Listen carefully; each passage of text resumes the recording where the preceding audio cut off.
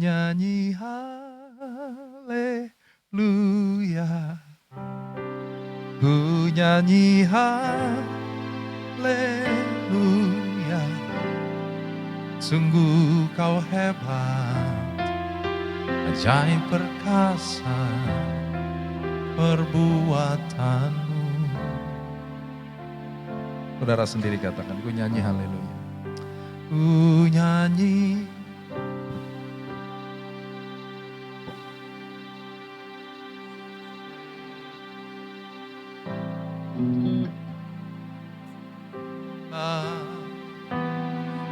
kau hebat, ajaib perkasa perbuatanmu di hidupku, di hidupku. Lagi ya, nyanyikan haleluya. Ku nyanyi haleluya.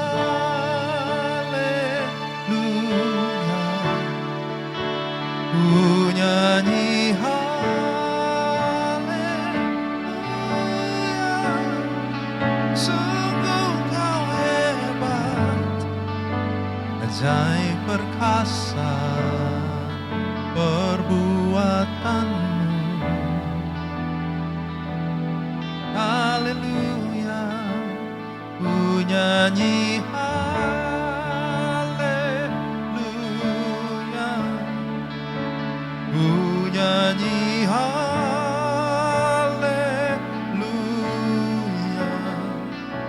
Sungguh kau hebat, ajaib perkasa perbuatanmu. Hidupku, di hidupku.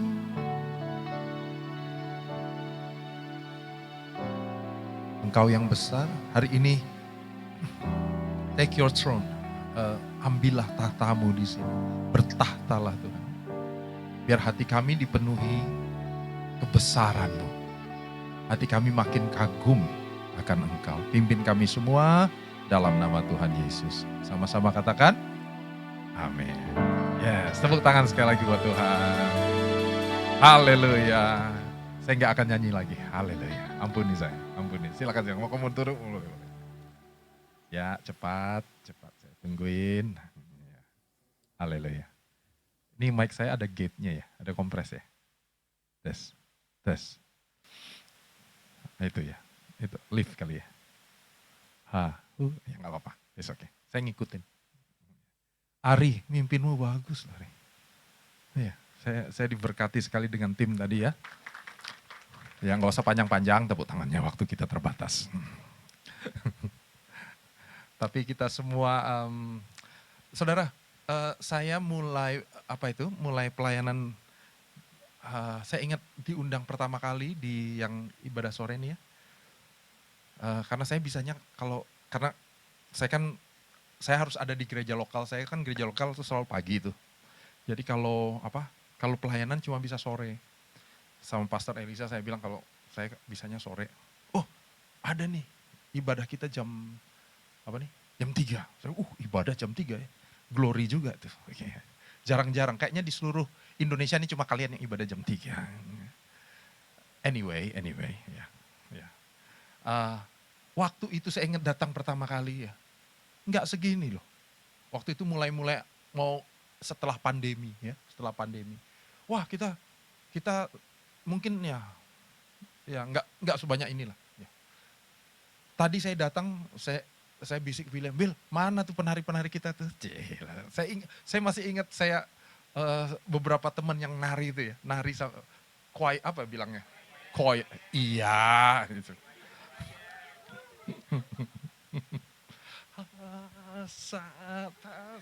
misalnya ya. Tapi itu keren banget ya, keren banget. Zaman saya tuh nggak ada tuh pelayanan kayak gitu, ampun deh. Saya kan umurnya nggak beda jauh sama saudara kan ya. Kita paling beda ya 2 tahun lah. Saya ingat waktu saya kuliah tuh ya. Saya mulai pelayanan tuh waktu kuliah kan. Ya 2 tahun lalu lah. Waktu kuliah eee, nggak kayak gini saudara tempatnya, aduh ini bagus banget.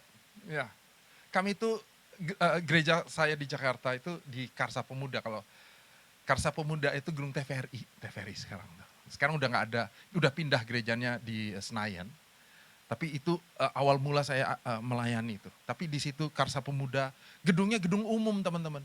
Gedung umum, gedung sewaan gitu. Jadi alatnya nggak kayak saudara nih, udah setting gitu ya. Udah tinggal on, wah udah jadi. Enggak, itu gedung pertemuan.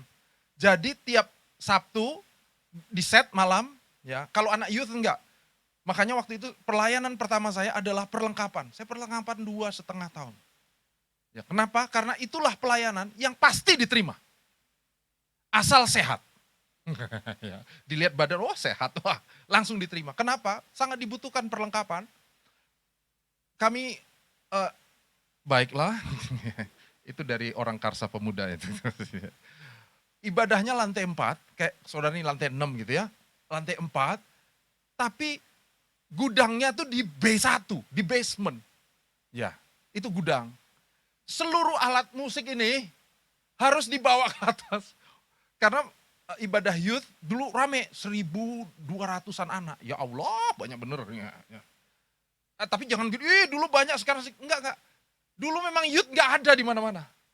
Cuma ya ada di situ aja. Jadi seluruh dunia Jakarta ini ngumpul di situ gitu ya. Ya pasti banyak, ada yang dari Bekasi, dari Bintaro. Dulu anak-anak tuh boleh naik bus kemana-mana loh saudara. Enggak di, sama orang tua tuh enggak di, kalau sekarang kan, naik apa? Bus, oh jangan. Taksi, oh jangan taksi. Harus ada diantar supir, acileh ya sekarang. Susah banget. Kalau dulu itu anak youth tuh dari Bekasi naik bus, biasa dulu. Kenapa? Enggak macet. Ya, kalau sekarang macet sana sini. Oke, anyway, kalau ibadah jam 7, kan ibadah malam tuh ya, malam minggu, Sabtu, jam 7. Itu anak-anak perlengkapan tuh jam 3 udah datang. Ya, 13, 14 anak. Kalau datang pakai celana pendek, pakai kaos. Kenapa? Kita bawa baju ganti, nanti untuk ibadah lain lagi.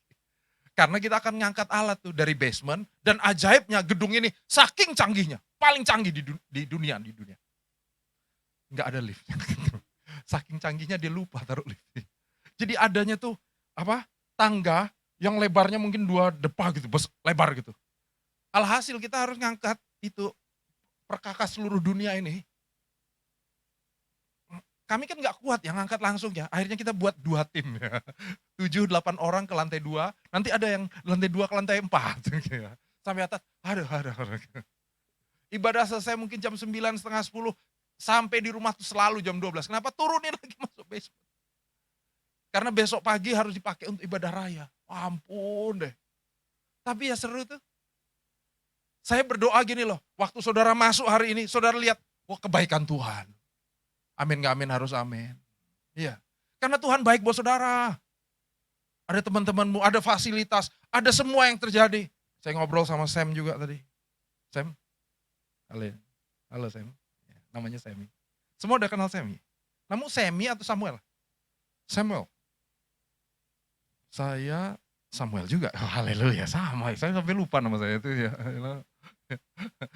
Ya, ini Samuel. Wah, ini luar biasa. Umurnya beda-beda dikit. Kamu udah punya pacar, Sam? Hah? Belum ya? Belum. Tolong doakan ya. Doakan. Ini saya lagi mengangkat ini kamu nih ya, harga pasar kamu ya. Anaknya pinter. Yang di belakang biasa aja, santai-santai.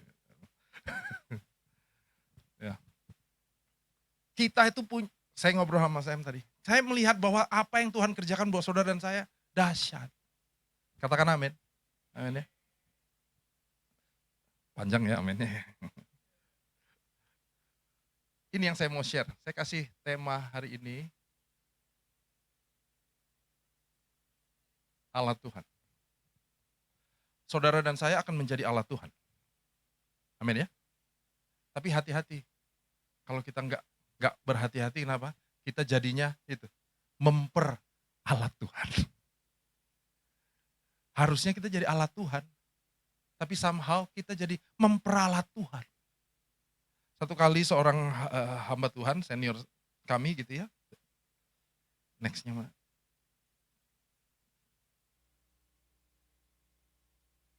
Nextnya yang kanan apa? Yang ini ya?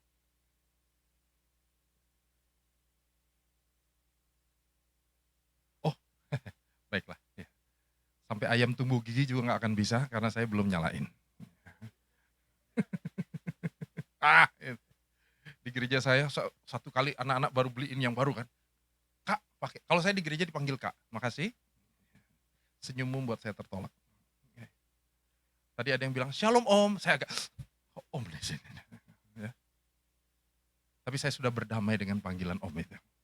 Sejak saya pelihara jenggot. Jadi satu kali dikasih ini, baru anak-anak bilang, "Nanti pakai ini ya Kak." Ya, oke. Siap Kak. Itu aduh bagus banget. Saya gini, tak langsung, respon banget. Saya, wah bagus nih, mereknya bagus. Pas ending ibadah saya baru tahu saya belum menyalain. Jadi setiap kali saya gini, anak-anak di blok, manual, tetap manual. Lihat saya gini gitu. Ternyata bukan alatnya, yang di belakang yang lebih jago. Oke. Pastor Yakub Tri pernah ngomong gini, orang Kristen seringkali masih memiliki tujuan yang sama walaupun sudah menerima Yesus sebagai Tuhan. Hanya ganti metodenya aja. Ya. Kalau dulu pingin kaya raya, sukses itu dari materi. Ya. Sukses kaya raya. Untuk kaya raya semua dihalalkan. Sikut sana, sikut sini. Dekati presiden supaya jadi menteri. Sedap. Ini mumpung baru dilantik. Selamat ya. Ini direkam nggak? Direkam? Enggak ya. Tiba-tiba ada laser-laser gitu. Ya, saudara. Maunya kaya raya, tapi pakai apa saja. Itu dulu. Sekarang udah terima Tuhan Yesus. Tapi ingat, tujuannya tetap kaya raya. Kaya raya. Sukses materi, yes. Allah kita sumber berkat, yes. Tapi caranya sekarang menara doa. Tujuannya mah nggak berubah. Metodenya aja. Ya. Sekarang nggak sikut sana, sikut sini. Tapi memberi sana, memberi sini. Mirip sih. Oh Pak, enggak, ini bukan suap Pak. Ini saya memberkati. Dia minta baju, saya kasih jubah Pak. Ayatnya tiba-tiba jadi rohani. Tujuannya nggak berubah saudara. Metodenya aja berubah. Kalau dulu kumpulnya sama relasi-relasi, mencari usaha. Sekarang ke gereja, tapi tetap cari relasi. Satu adik datang ke saya, Kak, saya kayaknya mau pindah ke gereja itu. Dia bukan gereja saya. Saya mau pindah gereja. Oh kenapa? Gereja saya ini relasinya kurang. Oh oke. Di sana gimana? Sana lebih relasinya lebih luas. Saya bisa bangun relasi untuk kesuksesan usaha. Oh oke. Jadi gimana menurut kakak? Pindah aja, saya bilang. Ya, kalau memang maunya pindah gitu, silakan aja, nggak apa-apa. Semoga dapat relasi, semoga. Tapi kan nggak jamin, saudara. Karena relasi itu, kapan-kapan kita ngomong itu. Ya. Tapi gini loh, metodenya seringkali nggak berubah. Jadi saya bisa simpulkan sedikit. Saat Tuhan bukan yang paling berharga buat kita, maka kita hanya akan menggunakannya, nyanya Tuhan, untuk meraih apa yang kita anggap berharga. Yang untuk kita berharga sih bukan Tuhan. Akhirnya kita memakai semuanya, termasuk dia, untuk mendapatkan apa yang kita pikir berharga. Dengan kata lain gini, jika Tuhan yang paling berharga buat kita, maka kita akan menggunakan segala hal untuk meraih Tuhan dalam hidupmu. Lagi ya, kalau bukan Tuhan yang paling berharga, engkau akan pakai semuanya, termasuk Tuhan, untuk meraih yang engkau paling berharga. Tapi kalau Tuhannya yang berharga, engkau akan pakai semuanya untuk mendapatkan dia dalam hidup saudara. Amin ya. Hari ini saya berdoa, habis sesi yang pendek ini, saya nggak akan panjang-panjang. Saudara akan sebagai anak muda, dalam kemudaan kita meletakkan Kristus yang paling berharga dalam saudara. Bukan Kristus yang paling berguna, tapi berharga. Kalau dia paling berharga, saudara akan pakai semua yang di sekitar saudara untuk meraih dia. Engkau pakai keluargamu untuk meraih dia.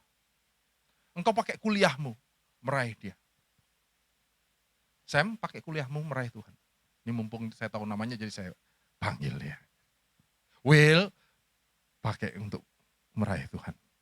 Semuanya. Jangan kebalikannya. Kalau enggak Kristus yang berharga dalam hidup kita, bahkan kita pakai pelayanan bukan untuk meraih Tuhan. Kita pakai pelayanan untuk mendapatkan apa yang kita mau, ya enggak? Saudara yang bertalenta, saudara pingin pelayanan. Kenapa? Ada di depan. Bisa tampil di depan banyak orang. Ya, mungkin enggak lulus Indonesian Idol atau X Factor. Tapi paling enggak saya bisa ada di depan orang. Kalau sekarang jadi singer, nanti kan jadi WL tuh. Sekarang ibadah youth, oh nanti ibadah raya. Mungkin satu gereja, nanti lain gereja. Saudara menjadikan pelayanan ini jenjang karir. Saudara kayak lagi jenjang karir. Akhirnya kalau orang jenjang karir, habis jadi WL makin dipakai, wah khotbah. Saudara merasa, inilah dia. Begitu udah khotbah nanti ada orang bilang, Will, misalnya nih, mumpung saya tahu namamu. Will, kan sekarang udah khotbah, tapi gini loh, kebetulan ada WL yang gak bisa. Bisa gak pelayanan WL? Oh sorry, saya udah khotbah. Udah gak WL lagi, cie. Saudara, firman Tuhan bilang gini, talenta itu ditambahkan, gak dipindah-pindah. Talenta itu gak pindah, sini enggak, itu enggak gitu. Talenta itu berlipat ganda. Katakan amin. Hari ini kalau ada yang masih pingin saya nari, saya mau. Tapi nggak ada yang pingin karena gerakanku kan aneh ya. Untung aja nggak ada yang ngundang. Dulu saya pernah pelayanan banner.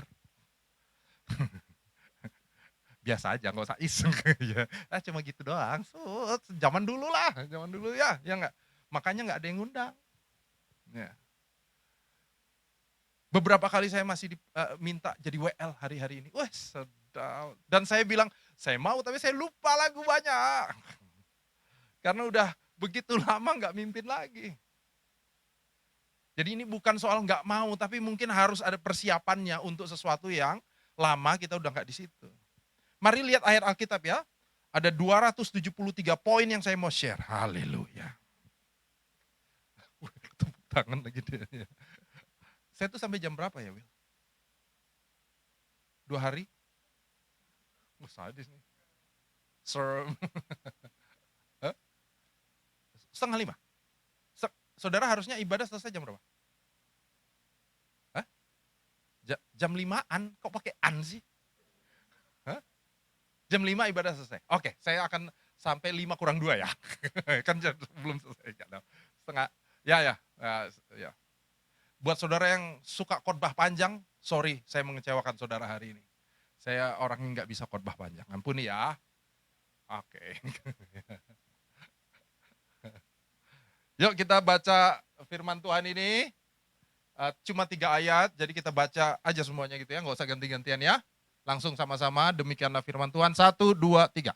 Kepada mereka Allah mau memberitahukan betapa kaya dan mulianya rahasia itu di antara bangsa-bangsa lain. Yaitu Kristus ada di tengah-tengah kamu. Kristus yang adalah pengharapan akan apa? Kemuliaan. Dialah yang kami beritakan. Apabila tiap-tiap orang kami nasihati dan tiap-tiap orang kami ajari dalam segala hikmat. Untuk memimpin tiap-tiap orang kepada kesempurnaan dalam Kristus. Itulah yang kuusahakan. Terus, dan kupergumulkan dengan segala tenaga sesuai dengan kuasanya yang bekerja dengan kuat di dalam aku. Demikianlah pembacaan firman Tuhan. Berbahagialah kita yang membaca, melakukannya. Amin. Nah, teman-teman.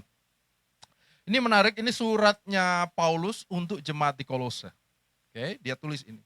Tapi yang menarik untuk saya di situ adalah paling tidak nih untuk panggilan saya ya.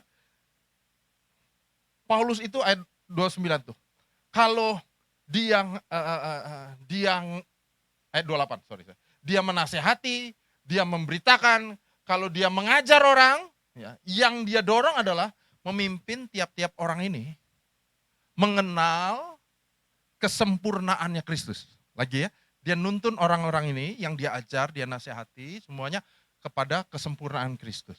Saya langsung bertobat tuh, karena saya sebagai kakak gitu ya, kakak rohani atau uh, pastor atau anything gitu, pendeta. Seringkali saya negur orang, ngarahinnya somehow nih ke diriku. Contoh ya, misalnya gini, anaknya nggak kurang rajin gitu, kurang rajin datang ibadah. Saya bilang, kenapa nggak datang ibadah? Oh iya kak, saya lagi sibuk. Tahu nggak? Saya juga sibuk. Saya sibuknya padat loh. Tapi saya bisa ibadah. Kalau saya bisa, kamu pasti bisa. Lihat tuh, kayaknya bagus ya. Tapi saya ngarahin ke saya. Harusnya kan kayak Paulus ya. Kamu tahu nggak? Tuhan sudah mati loh buat kita.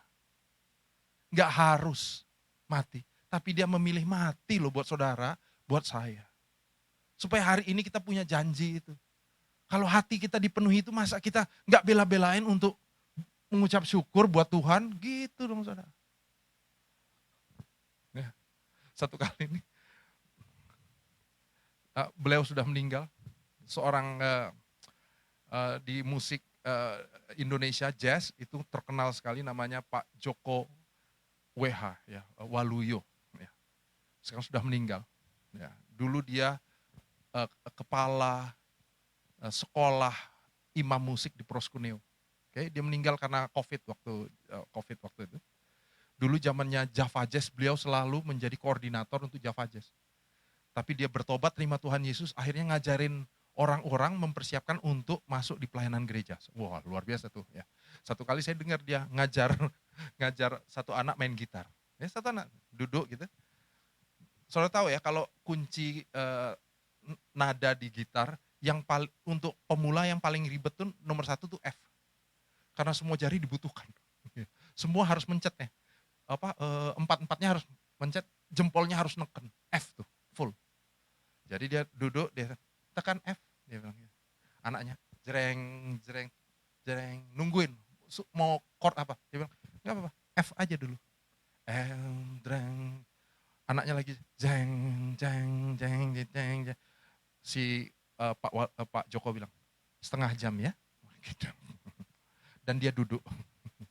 Jeng, jeng, jeng, jeng, jeng. Dia tunggu setengah jam. Setengah jam. Anaknya 15 menit aja udah capek tuh saudara. Udah capek. Ya, iya Pak, kamu tahu, kamu 15 menit aja capek. Tuhan Yesus mati buat kamu. Masa kamu mau 15 menit aja menyerah? Anaknya langsung, baik Pak. Saya suka analogi ini karena dia mengarahkan kita semua kepada Kristus. Apa yang engkau hadapi hari ini, arahkan kepada Kristus. Tapi ini yang saya mau share poin yang pertama. Ya. Tujuan hidup kita adalah menuju, ayat tadi bilang ya, menuju kesempurnaan dalam Kristus. Memuliakan Allah. Tujuan kita adalah memuliakan Allah dan menikmati hubungan itu. Keintiman tidak akan bisa kita raih tanpa pengenalan. Amin ya? Yes. Ari udah menikah belum ya? Udah. Anak berapa ini? Belum ya? Nah, Ari nggak bisa makin intim sama istrinya tanpa pengenalan. Setuju nggak? Jadi misalnya ada orang ngajar, ayo kita intim sama Tuhan. Tapi saudara tidak membangun sebuah pengenalan dalam hari-harimu melalui firman Tuhan, nggak bisa saudara. Nggak bisa. Istri saya,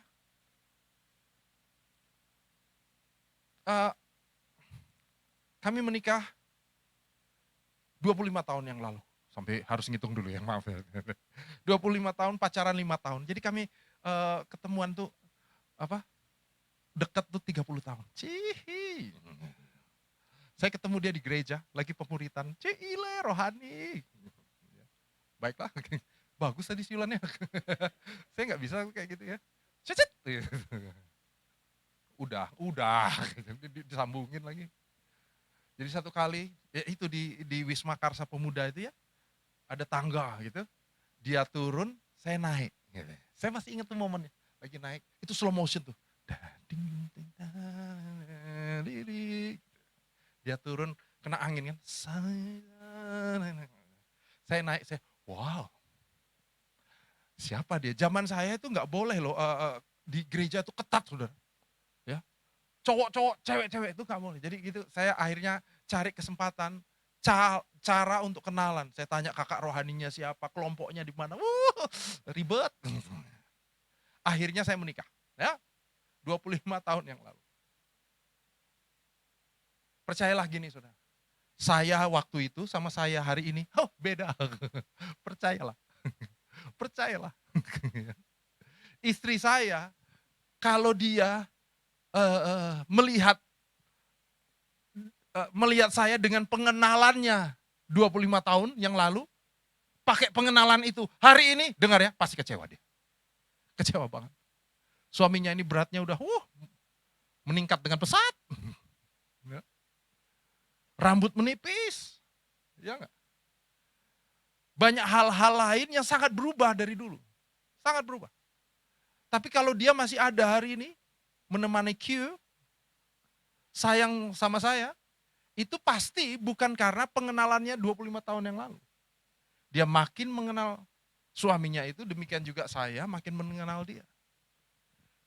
Saya sama dia beda banget, saudara. Asli, beda. Beda banget. Beda. Lagi ya, beda. Saya papa Manado, Sangir. Saudara tahu ya, Sulawesi Utara ya. Mama saya Jawa, Tegal, Selawi, Warteg.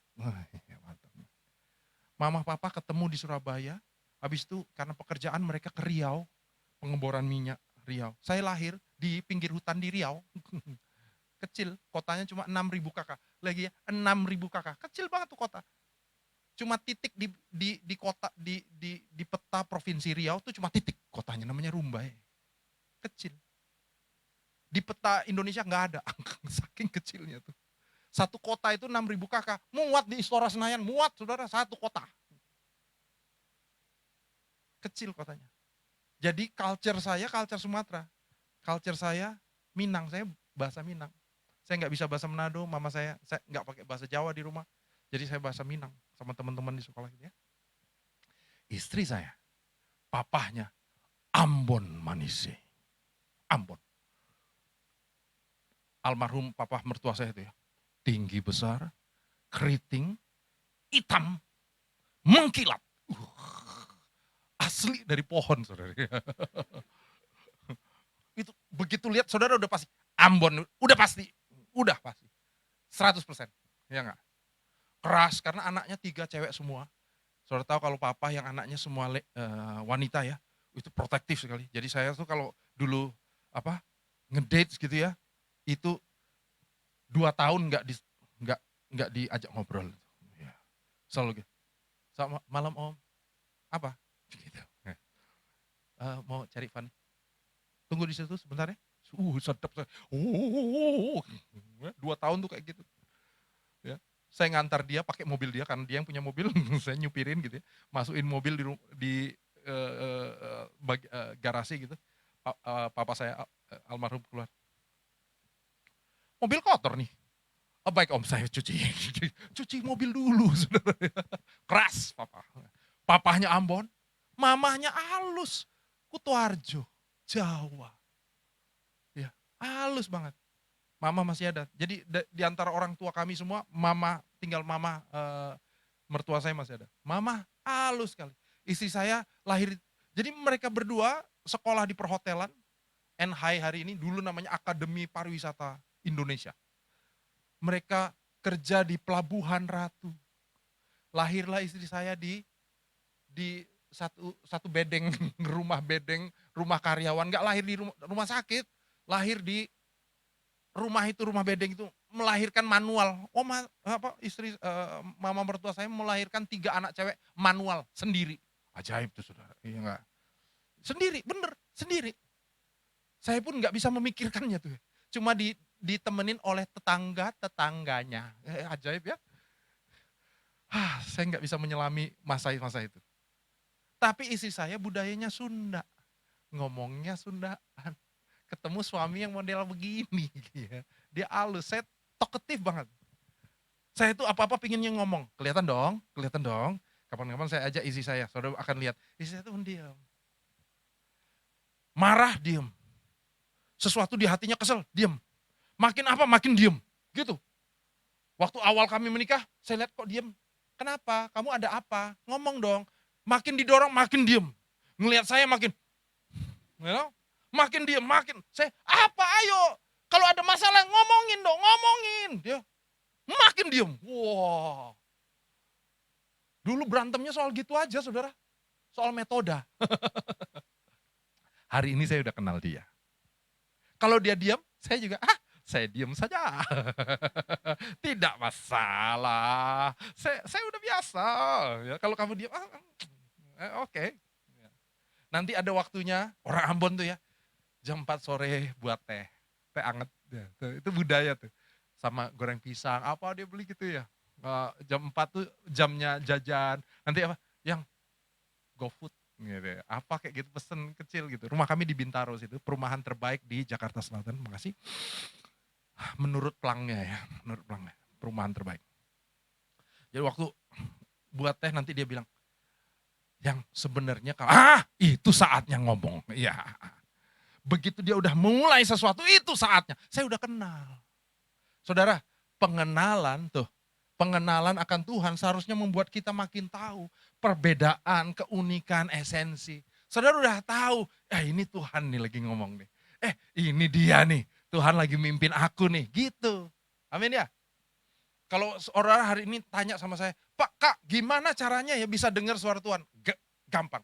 Sering-sering baca Alkitab. Bener. Sering-sering baca Alkitab. Karena Alkitab adalah suara Tuhan yang sedang berbicara buat saudara.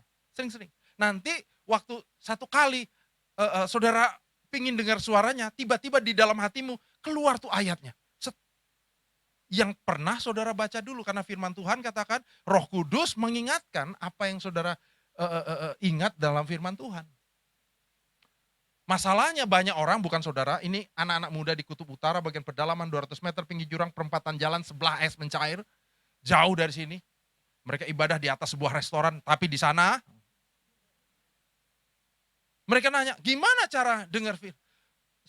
Kadang-kadang mereka butuh Roh Kudus mau ngingatin, tapi memang dia nggak pernah dengar firman Tuhan. Ya.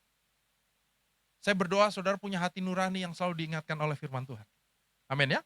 Yang kedua dan terakhir, saudara suka kata itu? Terakhir? Ya.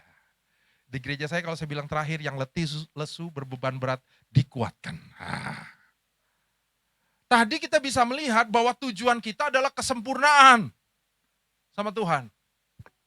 Makanya buahnya adalah keselamatan bukan lagi menjadi sebuah tujuan, tapi sarana memuliakan Allah.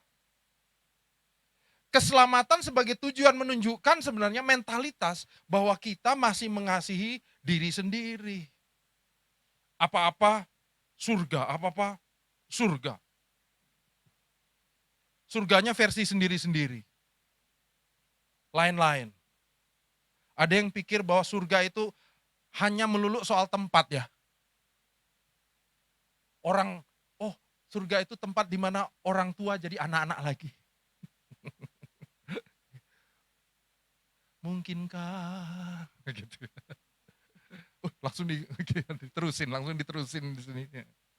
Yang tua jadi anak-anak lagi. Yang tadinya sakit-sakit di sana enggak sakit-sakit lagi.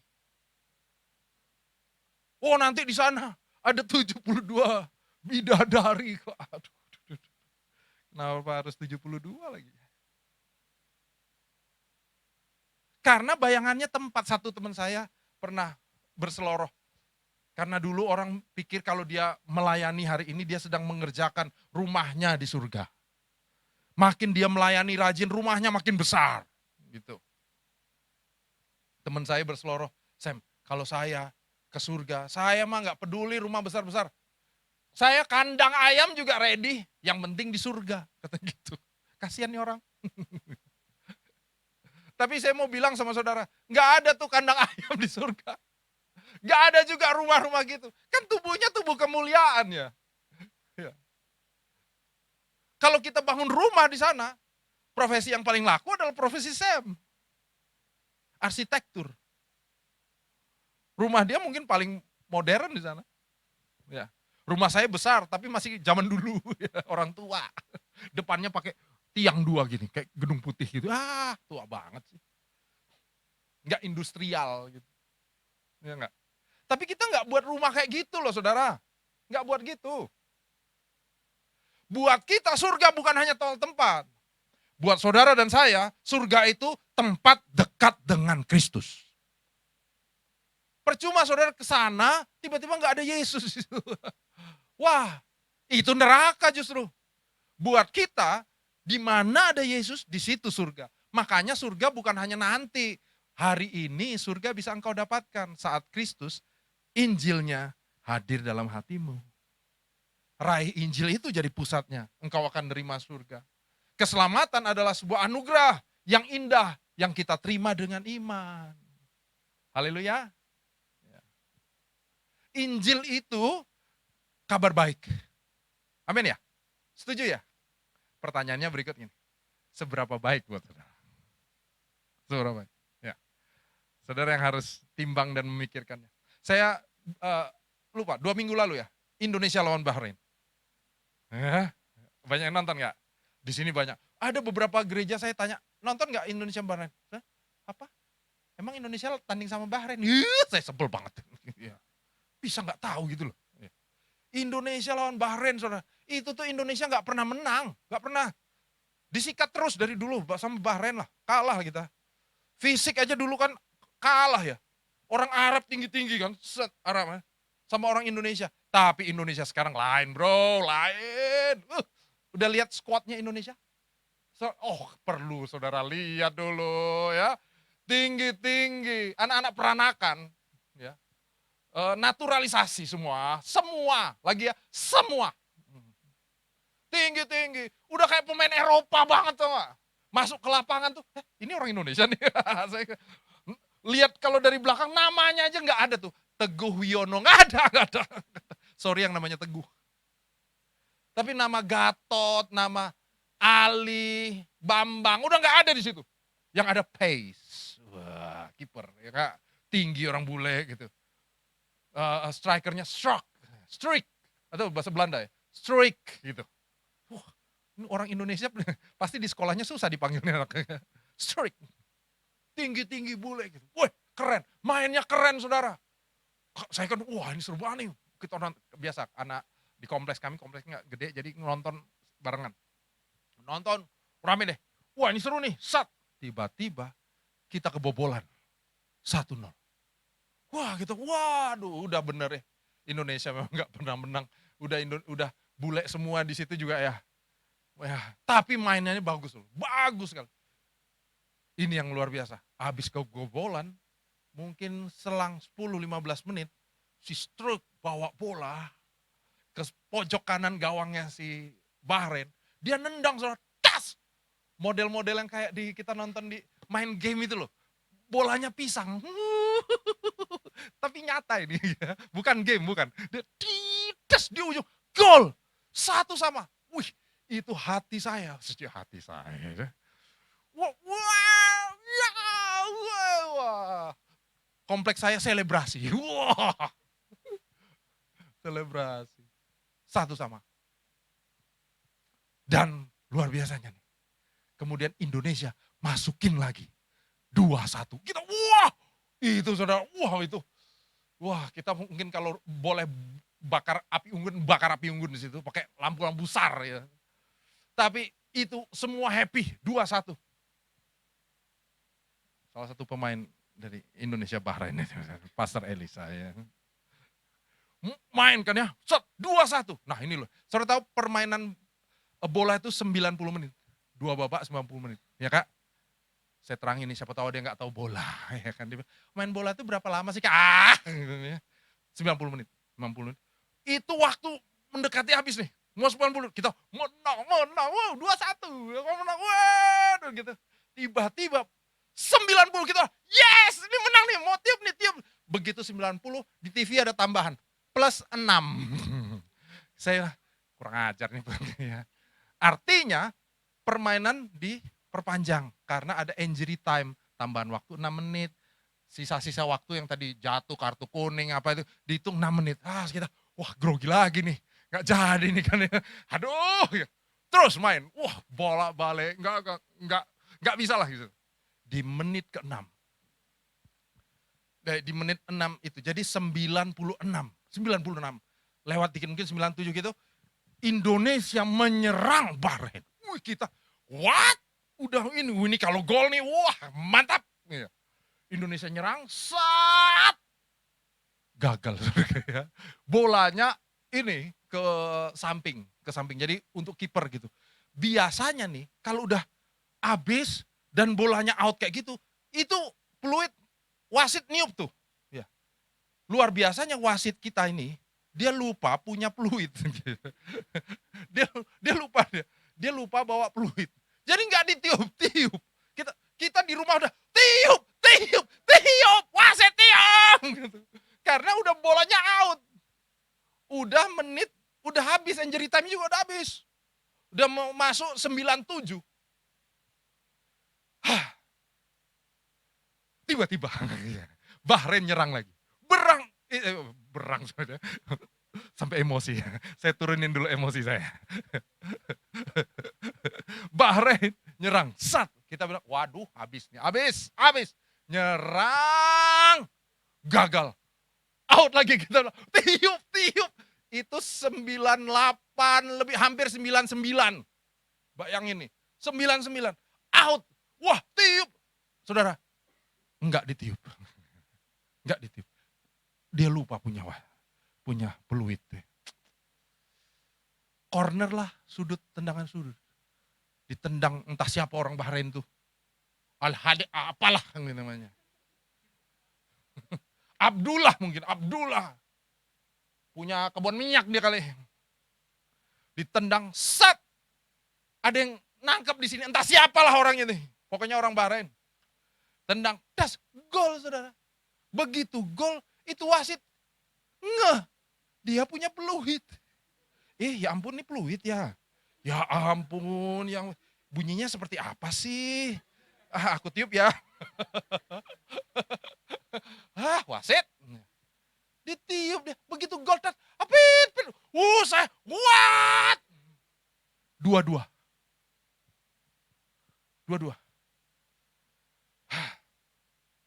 Buat saudara yang mengikuti tadi. 2-2 artinya kemenangan yang dirampok. Iya enggak? 2-2, what? Ini harusnya menang. Buat saudara yang enggak peduli. 2-2 itu gini. Ya puji Tuhan lah, yang penting enggak kalah. Ya enggak? Ya seri udah luar biasa. Yang penting permainannya bagus. Enggak kalah 2-2.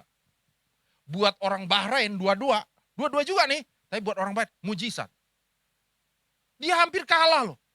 Di menit itu dia gol. Langsung ditiup. Itu penyiarnya tuh udah wah heboh saudara. Iya. Alhamdulillah. Penyiar Indonesia astagfirullah. Ini pertanyaannya. Injil apa buat saudara? Kabar baik ya? Seberapa baik? Supaya aku hidupnya lebih baik lagi. Saudara, Kristus mati bukan hanya buat kita yang baik jadi lebih baik. Bukan gitu. Bukan hanya itu. Kristus mati untuk kita bangkit untuk saudara. Supaya engkau yang mati. Sampai emosi nih. Kita harusnya mati. Terima kehidupan yang baru. Bahkan hidup yang berkelimpahan. Itu Injil. Rekan-rekan, biar Injil saya undang pemusik. Sekali lagi saya undang pemusik. Kadang-kadang undangan tuh gak nyampe soalnya kayak gitu ya. Tergantung gosennya. Dia yang siul dari tadi nih. Oknum-oknumnya.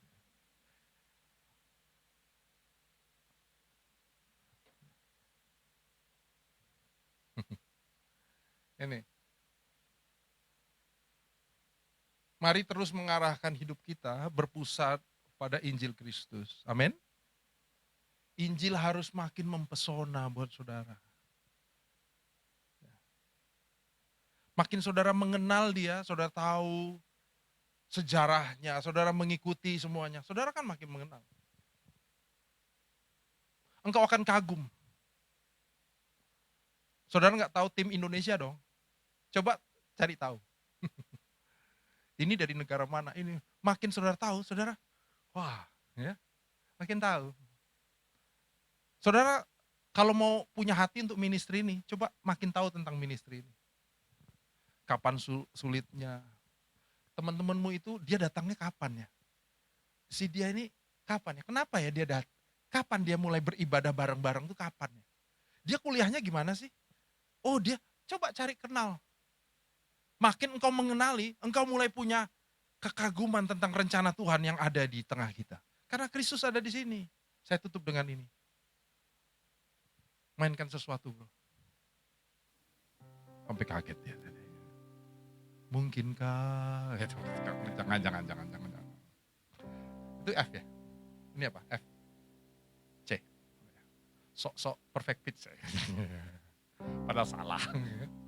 Yuk saya bacakannya. Orang skeptis cenderung mempelajari Alkitab untuk mencari hal-hal apa yang tidak dapat mereka terima. Kalau saudara ingin nyari kesalahan gitu loh. Baca Alkitab tuh. Apa yang enggak kita terima kita cari. Oh Alkitab itu kan setuju orang istrinya banyak. Buktinya Daud aja istrinya lebih dari satu. Iya Daud istrinya lebih dari satu. Bahkan Salomo punya istri gundik total 1.000.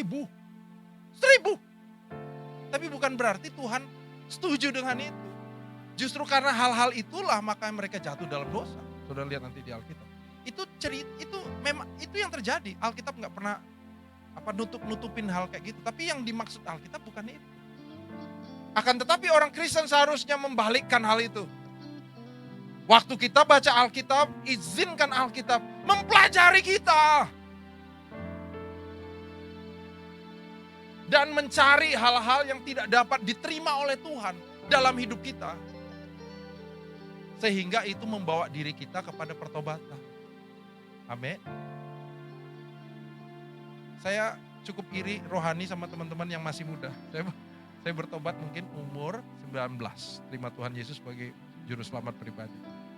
Dan di situ saya melihat betapa Tuhan mengiringi langkah demi langkah, pengenalan demi pengenalan. Teman-teman, waktu engkau taruh Injil dalam hidupmu, engkau sedang memberikan seluruh hidupmu, masa depanmu kepada tangan yang tepat. Hari ini pastikan kita berjalan di dalam Dia. Amin ya. Saya tinggalkan itu untuk saudara, yuk bangkit berdiri. Kita doa.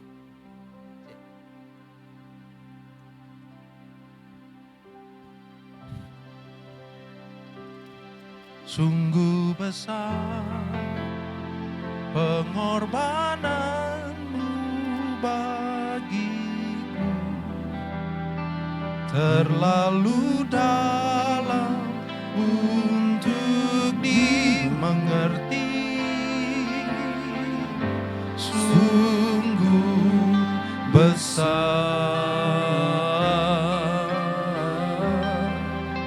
sungguh indah yang kau pikirkan tentangku. Amin. Tak terselami bagiku. Sungguh indah. Sekali lagi. Sungguh besar. Sungguh besar pengorbananmu bagiku. Amin. Terlalu dalam untuk dimengerti. Sungguh besar, sungguh kau pikirkan Tuhan. Yang kau pikirkan Tentangku tak terselami bagiku. Sungguh indah, sungguh indah. Saya ajak kita buka tangan kita sebentar, terlebih lagi buka hati kita. Bapa, kami datang dengan hati yang terbuka.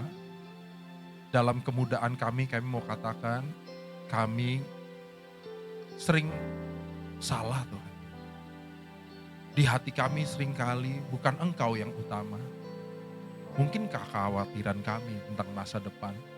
Mungkin cita-cita kami, mungkin keinginan kami, bahkan diri sendiri.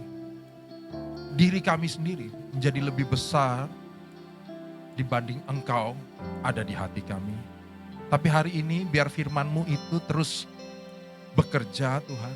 Firman-Mu itu membawa dasar untuk setiap perubahan yang kami akan hidupi di hari-hari depan kami. Aku berdoa Tuhan untuk adik-adikku di sini. Tangan-tangan yang dibuka, hati yang dibuka ini. Berkati ya Tuhan.